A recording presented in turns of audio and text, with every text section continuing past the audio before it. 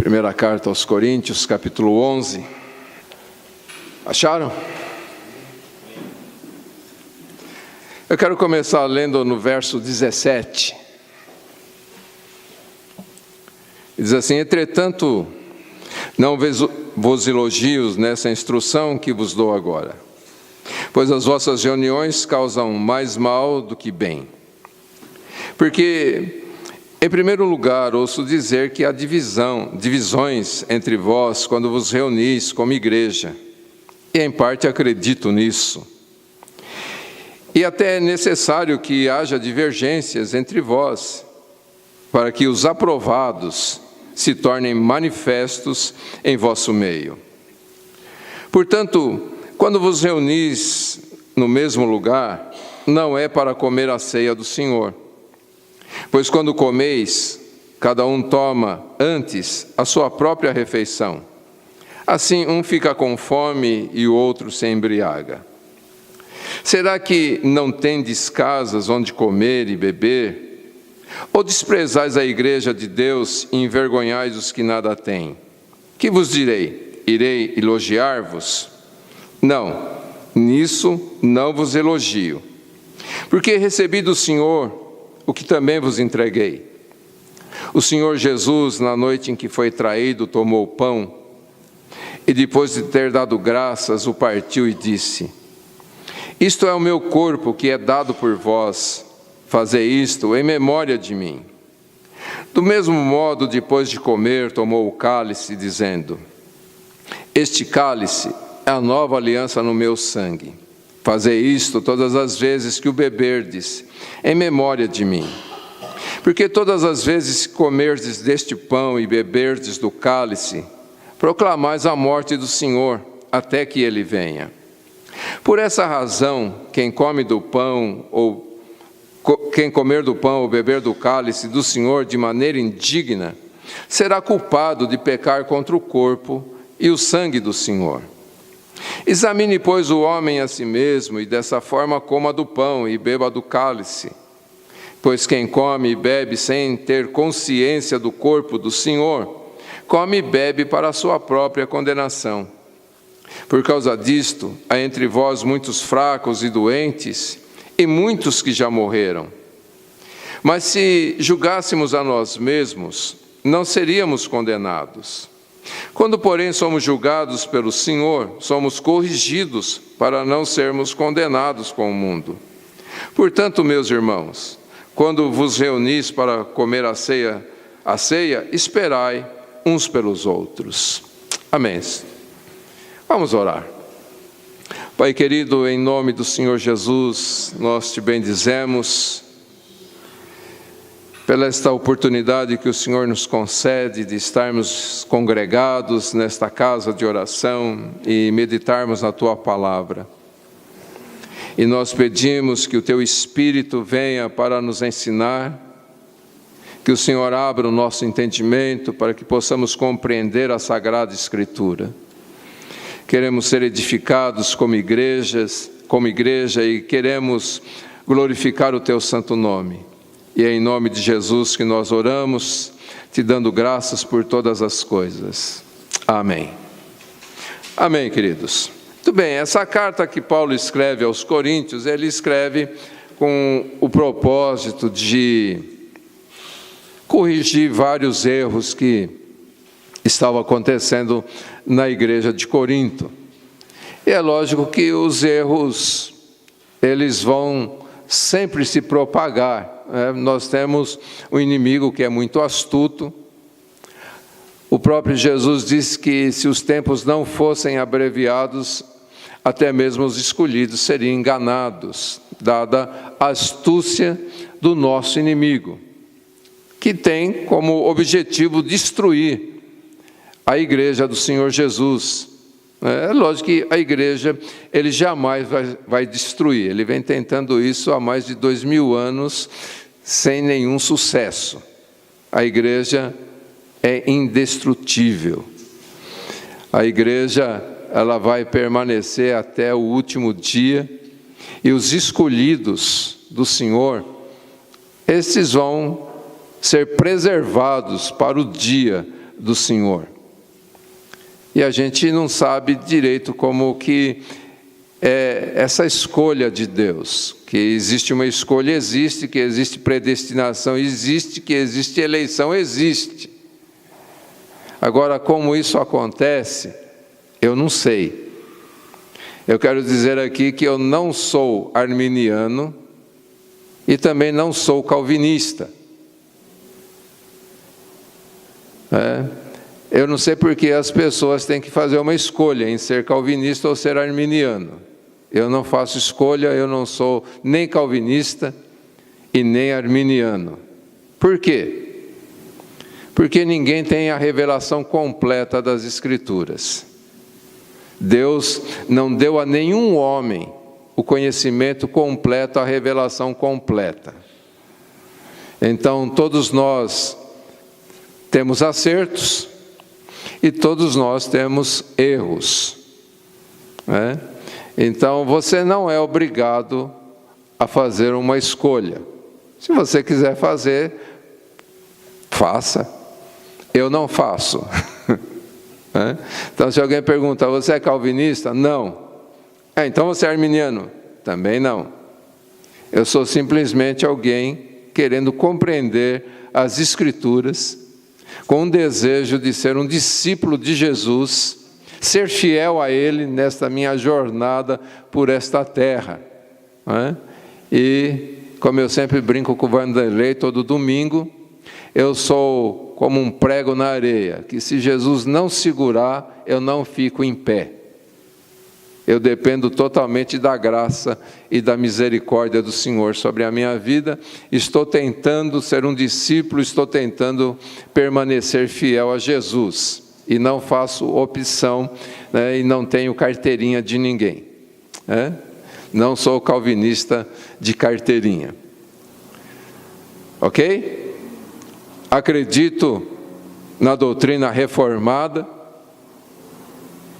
Algumas coisas têm um pé atrás com ela também.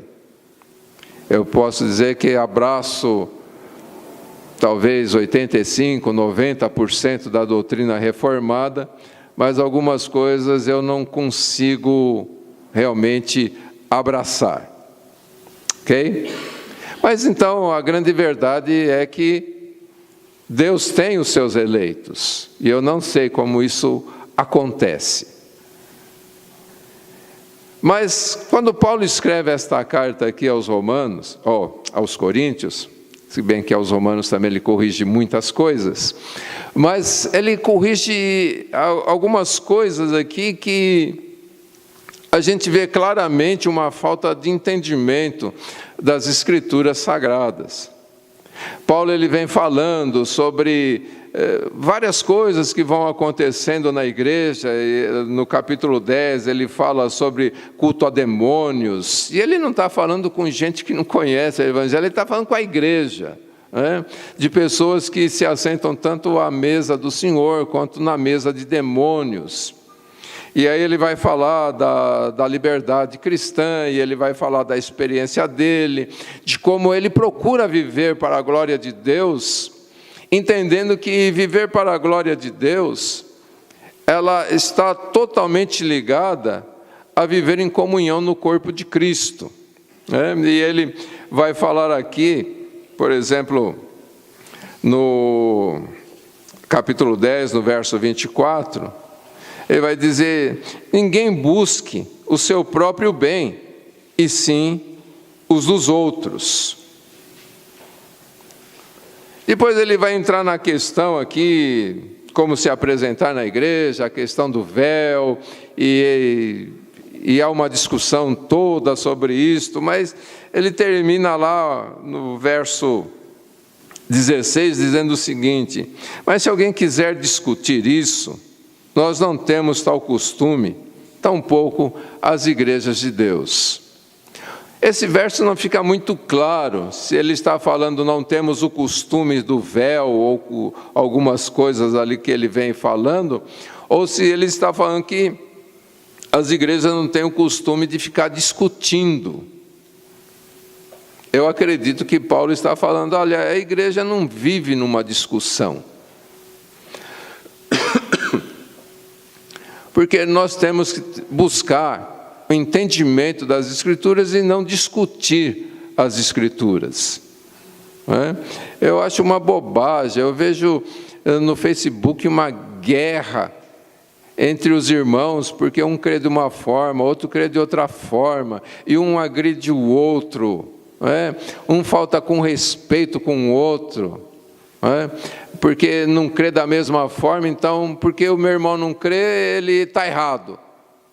Eu não posso estar errado na minha forma de entender as coisas, porque só o meu irmão está errado, porque só quem não pensa igual a mim está errado.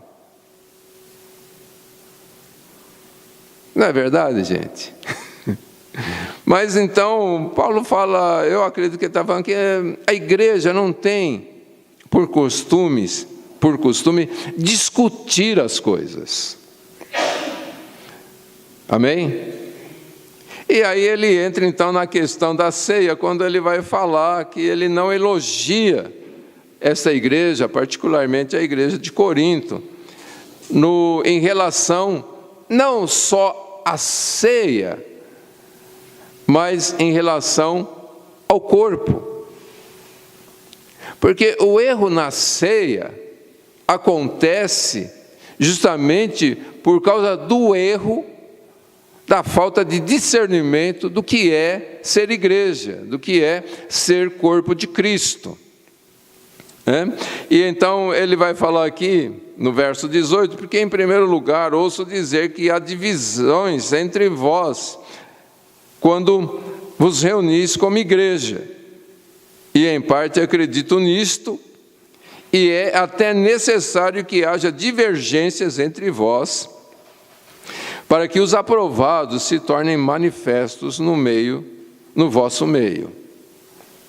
Então, o que ele está dizendo aqui? Que no meio da igreja do Senhor Jesus, e eu não vou me referir realmente no meio da igreja, porque a igreja do Senhor, ela é santa, ela é irrepreensível. A igreja. Mas no meio da congregação é que existem essas divisões. E essas divisões, diz Paulo, elas acontecem e elas são importantes que elas aconteçam para que nós possamos saber quem são os aprovados. E o aprovado não é aquele que bate o pé na sua doutrina, porque eu não abro mão da minha doutrina. Se bem que eu creio que da doutrina bíblica clara, evidente, a gente não pode realmente abrir mão. Mas sabe, queridos, existe um texto nas Escrituras que é fundamental, que diz o seguinte, Deus fala o seguinte: as coisas reveladas são para os homens, as coisas escondidas, Deus reserva para si mesmo. Então, há coisas nas Escrituras que não têm explicação. E não adianta querer bater o pé, dizer, não, é assim, porque se a Bíblia não afirma de forma clara, ninguém pode afirmar.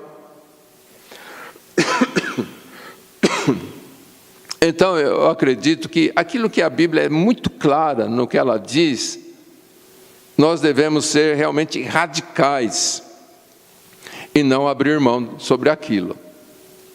Mas o que a Bíblia não afirma de forma clara, a gente não pode ficar brigando com essas coisas. E Paulo mostra claramente aqui que quando as pessoas começam essa discussão em torno de certas coisas, isso só vai servir para uma coisa, para revelar quem são os aprovados. E como é que fica claro quem são os aprovados? Duas pessoas têm ponto de vista diferente, duas pessoas manifestam esse ponto diferente, vai haver uma divergência, um um é aprovado e o outro não.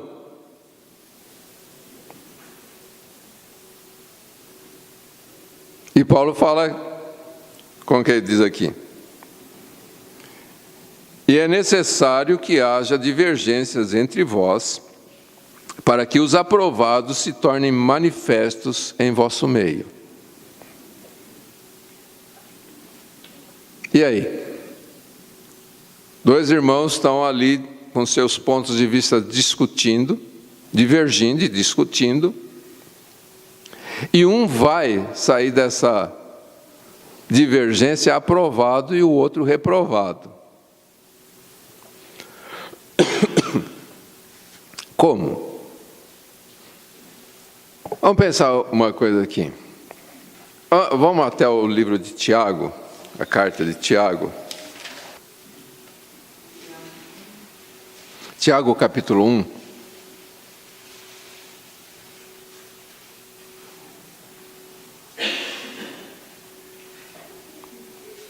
Parece que a gente vai entrar num assunto diferente aqui, mas a gente vai procurar entender essa questão.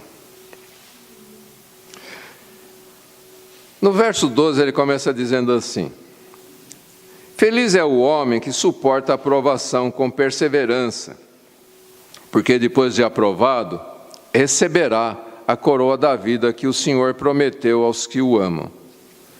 Quando tentado, ninguém deve dizer, sou tentado por Deus, pois Deus não pode ser tentado pelo mal e a ninguém tenta. Mas cada um é tentado quando atraído e seduzido pelo seu próprio desejo. Então, o desejo, tendo concebido, dá à luz o pecado. E o pecado, após se consumar, gera a morte. Meus amados irmãos, não vos enganeis. Toda boa dádiva e todo dom perfeito vem do alto e descem do Pai das luzes, em quem não há mudança, nem sombra de variação. Segundo sua vontade, Ele nos gerou pela palavra da verdade, para que fôssemos como os primeiros frutos das suas criaturas. Então veja, Tiago está falando aqui que todos nós passamos por provações. E ele continua dizendo aqui que há provações que se tornam verdadeiras tentações. E essa tentação, ele diz, não procede de Deus, porque Deus, ele não tenta ninguém para o mal, ele não pode agir desta forma. Deus não coloca ninguém nessas circunstâncias que pode levar ao pecado. Mas a gente sabe, como eu já até mencionei no início dessa conversa, que nós temos um inimigo que quer destruir a igreja. E ele então fala aqui no verso 5, ou no verso 14, mas cada um é tentado quando atraído e seduzido pelo seu próprio desejo. E então o desejo, tendo consumido, dá a luz ao pecado. E aí ele vai falar sobre a questão de Deus, que é o Pai das luzes, que dá um dom perfeito, uma boa dádiva, e que nos gera segundo a sua santa palavra, pela sua palavra. Então, quando nós entramos numa discussão, nós entramos por quê? Porque nós queremos provar que estamos certos, queremos provar que nós entendemos as Escrituras, ou há uma ação do Espírito nos levando a pronunciar a palavra de Deus, o conhecimento de Deus. Nós vamos estudar no livro de João, que a gente estudar hoje, mas vai ficar para a próxima semana, quando Jesus fala a respeito do Espírito da verdade. Que o Espírito, ele nos conduz em toda a verdade. Então, quando nós estamos firmando o nosso ponto de vista, nós estamos firmando por quê? Porque o Espírito Santo está nos conduzindo para a verdade, ou porque nós aprendemos e queremos bater o pé que é daquele jeito. Quando Tiago diz que o pecado nasce no desejo do coração da pessoa, é um desejo voltado para dentro de si. Vamos pensar o seguinte, para a gente entender toda essa questão. Todo o que Tiago diz aqui, toda boa dádiva, todo dom perfeito, vem do Pai das luzes, em quem não há mudança nem sombra de variação. E ele claramente fala que Deus não tenta ninguém para o mal, e ele mesmo não pode ser tentado para o mal. Deus é santo, Deus é perfeito. Ok? Então, tudo que Deus criou, tudo, sem exceção, é bom. Mas o homem perverte essas coisas boas de Deus e torna em coisas ruins. Nós vamos ter uma aula daqui 3 sábados, o próximo, aí depois 15 dias, quando eu quero falar com vocês a respeito da origem do mal. E a gente parte de 3 pressupostos. Deus é soberano, Deus é amor, o mal existe. E aí? Então Deus é soberano e Ele é amor. Tiago diz que dele só procede coisas boas, coisas perfeitas. Deus não é o autor do mal. Ok? Então Deus criou todas as coisas boas, mas o homem, ele perverte todas as coisas. E como que o homem perverte uma coisa boa? Agostinho, ele tinha um entendimento sobre isso. Ele dizia o seguinte: o pecado é quando o homem se volta para dentro de si próprio. Então Deus criou todas as coisas boas. Mas quando eu pego uma coisa boa que Deus criou e me volto para dentro de mim mesmo, isso me leva ao pecado. Porque a gente entende pelas Escrituras, e até no texto que nós lemos aqui, alguns versos soltos que nós também mencionamos, nós entendemos que o homem foi criado e depois ele foi resgatado. Isso fica muito claro em Efésios capítulo 1, que o homem foi criado para a glória de Deus. E nessa mesma carta aos Coríntios, Paulo vai dizer que nós devemos fazer tudo para a glória de Deus, seja no comer, seja no beber, seja em fazer qualquer outra coisa, nós devemos fazer tudo para a glória de Deus. Então, com tudo que nós lidamos nesta vida, nós devemos ter em vista a glória de Deus. Amém? Mas o que é realmente fazer para a glória de Deus? Eu não consigo viver para a glória de Deus de uma forma isolada. Se eu me trancar no meu quarto e procurar orar 24 horas por dia e jejuar, eu não vou viver para a glória de Deus. Não é verdade? Porque nós fazemos parte de um corpo. E cada membro do corpo, ele não vive para si mesmo. Ele vive em função do corpo. E quem criou o corpo foi o Senhor.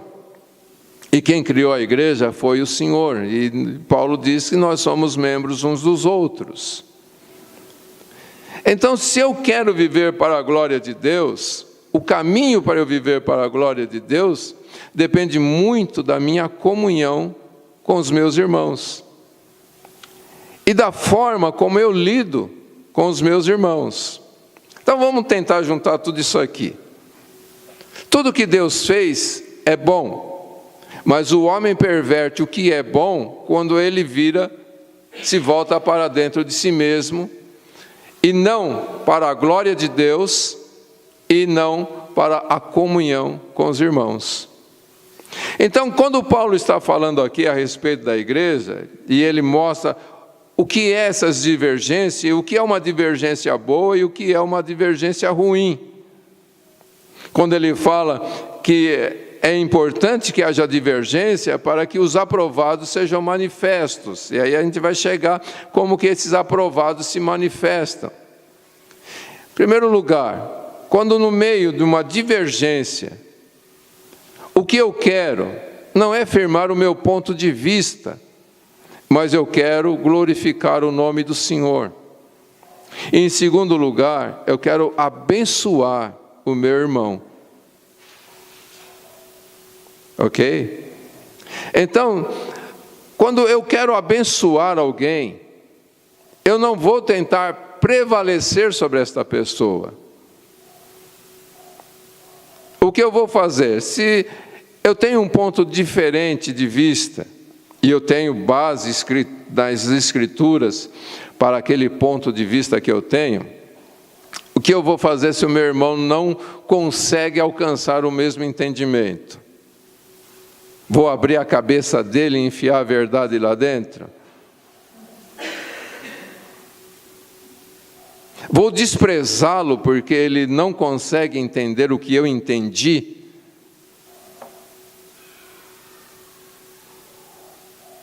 Qual deve ser a minha atitude? Orar. Eu vou orar pelo meu irmão. Porque eu o amo, eu vou orar por ele. Eu não vou virar inimigo do meu irmão. Eu não vou brigar com ele, eu não vou fazer cara feia para ele, eu não vou ficar discutindo. Eu vou orar. Eu vou colocar a minha vida no altar. Não a do meu irmão, mas a minha. Para que o Senhor possa me conduzir. E o Senhor vai me conduzir não só a verdade dele, mas vai me conduzir como eu devo orar pelo meu irmão e tratar com o meu irmão. Porque seria muita arrogância da minha parte chegar diante de Deus e dizer: Deus, faz o meu irmão entender assim como eu entendo.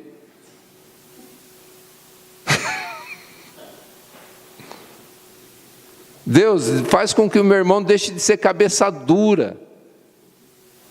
Isso não é oração.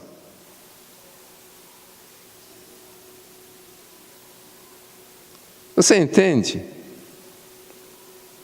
Então, como que o aprovado vai sair nessa divergência? Quando ele vai para o altar.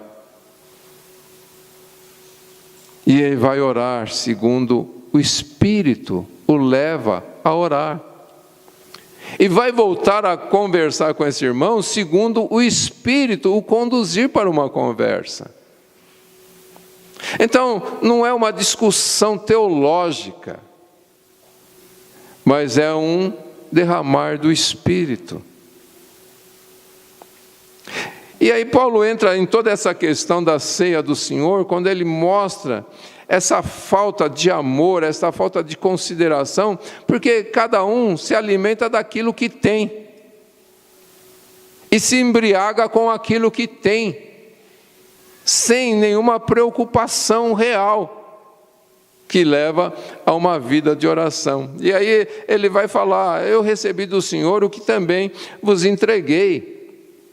E ele vai falar a respeito da atitude de Jesus. E a gente está estudando o Evangelho de João, e é muito interessante tudo que acontece no cenáculo, que envolve a ceia do Senhor. A gente olha a ceia do Senhor para o pão e o vinho. Mas quando a gente começa a ver João colocando todo o assunto ali do cenáculo, a primeira coisa que acontece no cenáculo é capítulo 13 de João, quando Jesus vai lavar os pés dos discípulos. Então, a primeira coisa que acontece na ceia é o amor e serviço mútuo.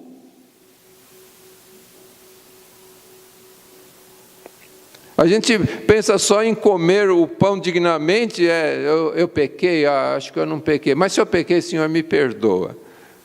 Então, agora sim, eu já pedi perdão, agora eu vou comer dignamente o pão. Mas a gente vai entender que a ceia do Senhor começa com o lava-pés. E o lava-pés começa com o quê? Humildade. Uma vida de humildade na presença do Senhor.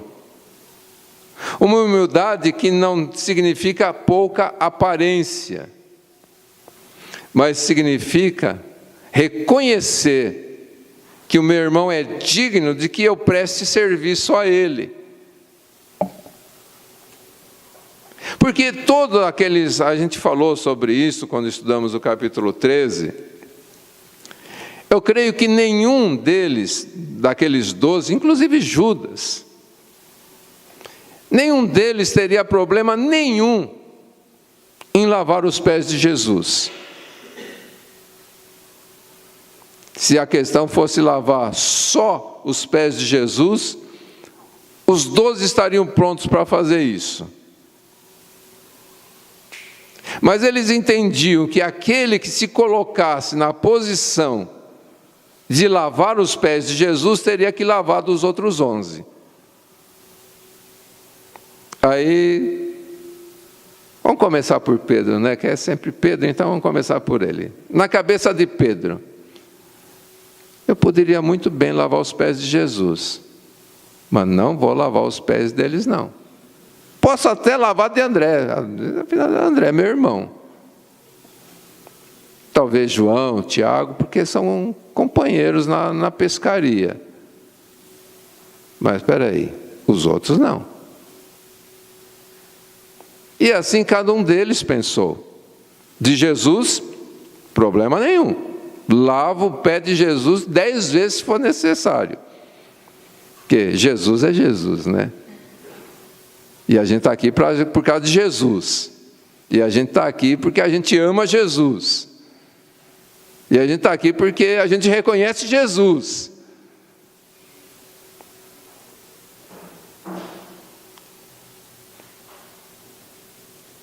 Que humildade é essa, lavar os pés de Jesus? Isso é muito simples, né?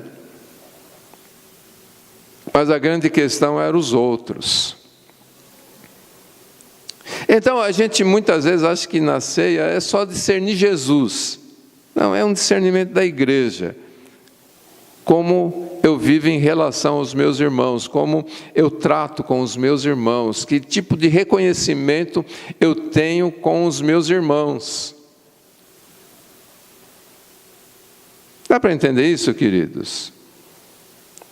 Então, muitas vezes a gente olha para Jesus, é lógico, a gente tem que olhar para Jesus. E a Bíblia até manda, né? Olhando firmemente para Jesus, autor e consumador da nossa fé. Mas olhar o que em Jesus?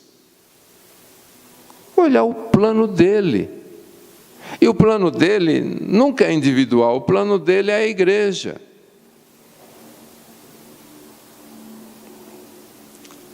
Então a ceia começa com essa questão do lavar os pés, e não é lavar os pés de Jesus,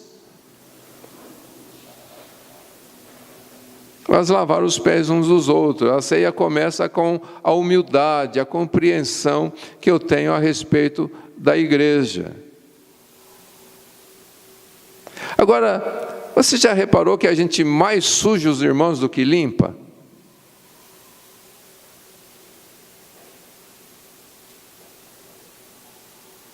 Não é verdade? Por exemplo, numa conversa assim, sem intenção nenhuma, eu chego e começo a falar contra o meu irmão. Eu estou lavando o pé dele ou estou sujando ele? Eu estou sujando ele perante outros irmãos. Eu não estou limpando. Porque se o meu irmão tem problema, eu não preciso conversar com os outros a respeito do problema do meu irmão. Eu preciso ir lá e lavar os pés do meu irmão que está com problema.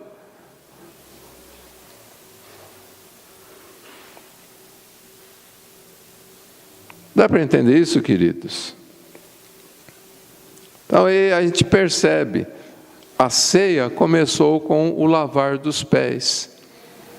E Jesus foi claro quando ele disse: vocês me chamam de Senhor e Mestre, e fazem bem, porque realmente eu sou.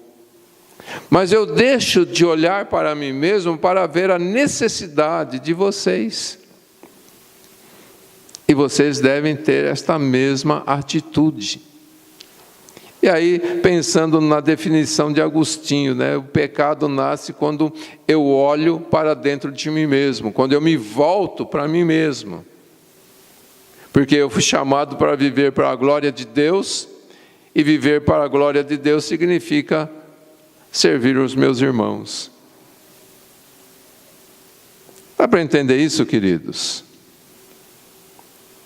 E aí ele vai mostrar como Jesus,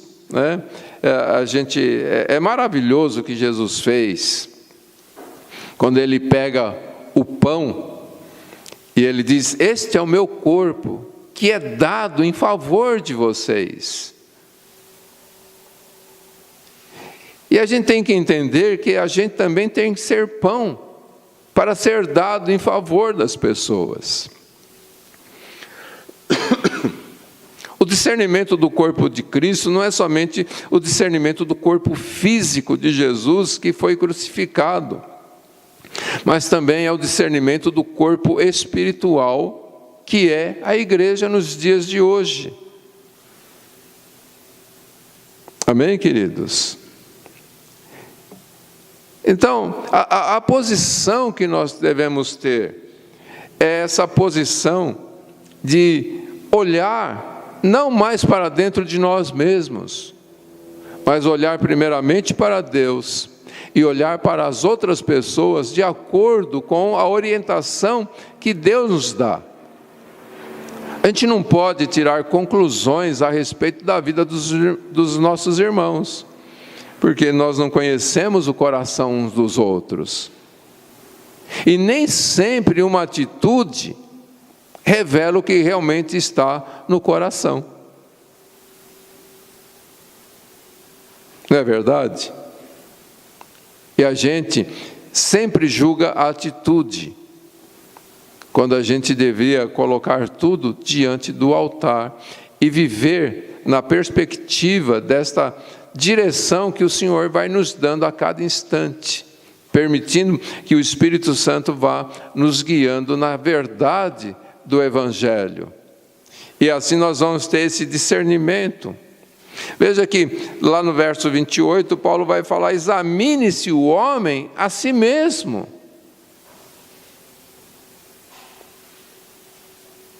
Ele não manda a gente examinar os outros, ele manda a gente examinar a nós mesmos. E que tipo de exame eu tenho que fazer? Para onde eu estou me voltando? Para dentro de mim mesmo ou para Deus? E me voltando para Deus, eu me volto para os meus irmãos. Amém, queridos? E ele vai falar ainda a questão do julgamento, que nós devemos julgar a quem? A nós mesmos. Porque se nós não nos julgarmos, Deus vai julgar. E Deus vai disciplinar. Amém? A gente viu muito aí no período das eleições, os irmãos agredindo os irmãos que julgam. Não é? Ou, não os irmãos que julgam, falei errado. A gente viu muito os irmãos agredindo quem é a favor da disciplina, dizendo que disciplina é falta de amor. Então Deus não ama. O amor de Deus não é verdadeiro, porque a Bíblia diz que Deus disciplina. Amém, queridos? Deus disciplina, o amor disciplina. Essa questão aí que amar é aceitar todo mundo do jeito que é, não é verdade. O amor disciplina. Mas a gente começa como? julgando a nós mesmos. E pela direção de Deus, nós vamos levar a palavra e a verdade do Senhor. Mas quem vai disciplinar as pessoas é o próprio Deus e não nós. Amém? Nós somos somente mensageiros de Deus, e não aqueles que vão colocar a verdade à força. Deu para entender tudo isso aqui, queridos? Então, quando a gente vai agora participar da ceia do Senhor, não é só para Jesus que a gente deve olhar. Se eu estou pecando ou não em princípios da palavra de Deus, mas como que eu estou vivendo em relação às pessoas.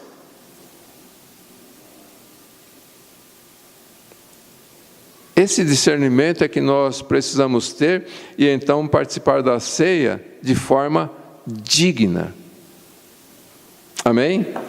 Mas o que eu queria realmente que a gente entendesse é essa questão da ceia.